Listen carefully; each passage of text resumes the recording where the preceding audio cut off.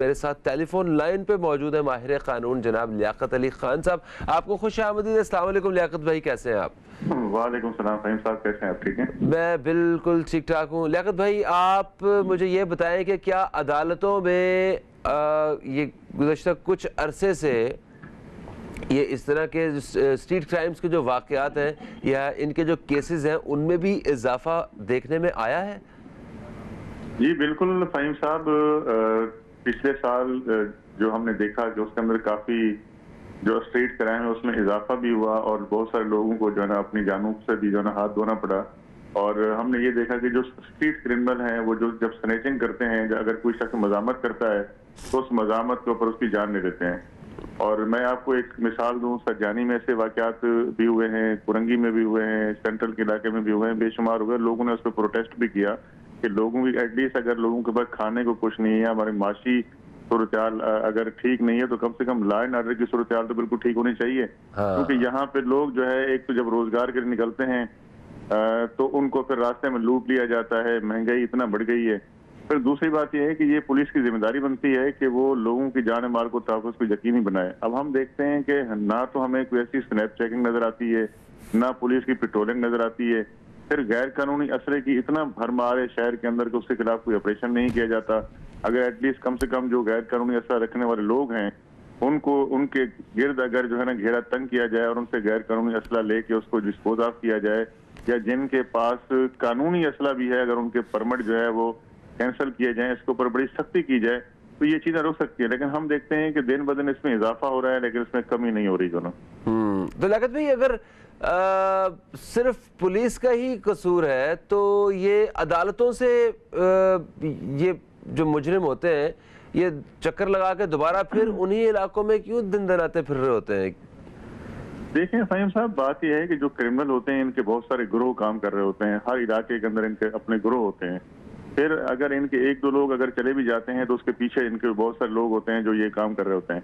अब दूसरी बात यह है कि जब वाकयात होते हैं तो बहुत सारे लोग, जब ये स्ट्रीट क्राइम होता है या स्नैचिंग होती है, उसकी तो ये जो है ना वो रिपोर्ट ही नहीं करते खौफ के मारे। उनको पता है कि अगर हम रिपोर्ट कर देंगे तो ये अदालत में FIR दर्ज होने के बाद वही मुलजिम साल बाद 2 साल बाद छूट जाएगा, उसके बाद फिर आके उनको नुकसान पहुंचा सकता है। एक रीजन तो ये है।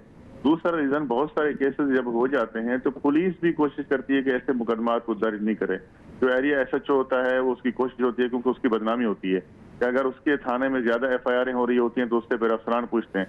तो मैं समझता हूँ कि इसके ऊपर खास तौर पे जितने भी हमारे शहर के अंदर स्टेक होल्डर्स हैं, इसके ऊपर हमें काम करना चाहिए, स्ट्रीट क्राइम्स के ऊपर काम करना चाहिए। पुलिस को जो है ना अपना जो स्नैप चेकिंग है या जो गश्त है उसको बढ़ाना चाहिए। तो लियाकत भाई, दुनिया भर में ये स्ट्रीट क्राइम्स जो हैं ये होते हैं और इनको काबू किया जाता है, तो ऐसा वो मतलब क्या बड़ा मसला है कि पाकिस्तान में हम इसको काबू करने से कासिर हैं? ऐसी क्या बात है भला? मतलब हम काबू करने से कासिर नहीं है, हम काबू कर सकते हैं इसको। देखिए, अगर कोई इंच किसी जमीन के ऊपर अगर कोई कंस्ट्रक्शन करता है तो हमारी पुलिस वहां पहुंच जाती है। जहां पे ऐसी वारदातें हो रही होती हैं वहां पे पुलिस हमारी नहीं पहुंचती है। ये तमाम चीजों का पुलिस को, क्रिमिनल्स को भी पता होता है, पुलिस को इलाकों का भी पता होता है कि कहाँ पे अंधेरा होता है, कहाँ पे वारदातें होती हैं, कहाँ पे जो है ना उनको नफरी को बढ़ाना चाहिए। ये सारी पुलिस के जमाने में आता है। जब एक पुलिस स्टेशन होता है उसके पास पूरे एरियाज का नक्शा होता है। अगर उसके ऊपर SHOs के खिलाफ कार्रवाई की जाए तो मैं समझता हूँ कि स्ट्रीट क्राइम्स के ऊपर हम काबू पा सकते हैं। फिर दूसरी बात यह है कि जब मुकदमात दर्ज होते हैं तो अच्छे खासे केसेस का जो बेड़ा गर्क करती है पुलिस करती है। अगर वो सही मुलजिम को पकड़ के सही केस बना के अगर वो अदालतों में लेकर जाएगी और सही गवाहों को अपना प्रोटेक्ट करके पेश करेगी तो यकीनन उस मुलजिम को सजा होगी।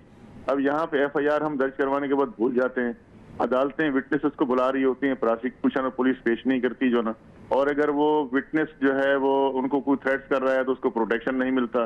तो बहुत सारे रीजन हैं जिसकी वजह से मुलजमान जो है बार बार जो है ना वो जेलों में जाते हैं, छूट के आते हैं, वही क्राइम कर रहे होते हैं जो ना, उनको उनका डर खौफ खत्म हो जाता है। ठीक है। अब ये रियासत की जिम्मेदारी बनती है कि आप एटलीस्ट कम से कम जो जेन्युइन मुलजिम है पहले तो झूठी FIR नहीं करें।